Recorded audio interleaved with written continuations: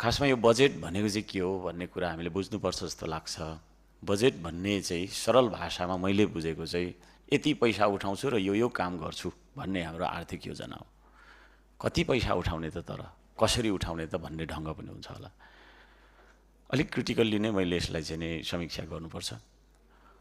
Petroleum पदार्थको मूल्य विश्वकै सबैभन्दा महँगो नेपालमा, त्यसरी चाहिँ नि होइन डे टु डे चाहिने उपभोग्य तपाईको चाहिँ नि सेवा सुविधा र सामग्रीको मोल त्यसरी अचाकली बढाएर हामीले राम्रो बजेट बनाइरहेको छैनौँ भन्ने मलाई लाग्छ।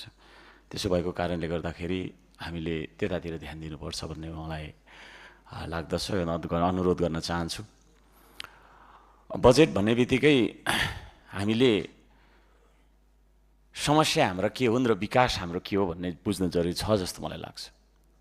समस्या भनेको चाहिँ खुट्टामा भएको घाउ, विकास भनेको चाहिँ खुट्टामा लाउने नयाँ जुत्ता।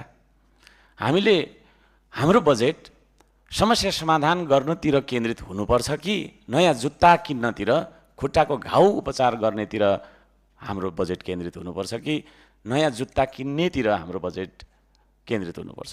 यो एउटा महत्त्वपूर्ण प्रश्न हामी सबैको अगाडि उभिन्छ जस्तो मलाई लाग्छ। र मलाई चाहिँ लाग्छ हामी समस्यालाई समाधान गर्नतर्फ चाहिँ सुरुमा लाग्नुपर्छ। अब समस्या थुप्रै छन् नेपालमा, समस्या नभएको हुन त देशै कुन छ र, होइन? अरू देशमा पनि समस्या छन्। ती समस्याहरूमा पनि कुन चाहिँ समस्या चाहिँ हाम्रो प्रायोरिटीको समस्या हो, त्यसलाई चाहिँ हामीले समाधान गर्नुपर्ने हो भन्ने बारेमा चाहिँ हामीले ध्यान जानुपर्ने हो। जस्तै खानेपानीको समस्या र बाटोको समस्या।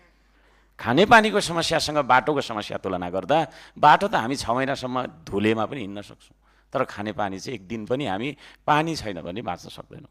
त्यसले गर्दाखेरि त्यो हिसाबबाट कुन चाहिँ समस्या चाहिँ हाम्रो प्राथमिकताको समस्या हो, प्राथमिकता 1 को समस्यालाई हामीले हल गरेर मात्रै 2 मा जानुपर्छ भन्ने हिसाबबाट चाहिँ हाम्रो बजेट बन्नु पर्थ्यो।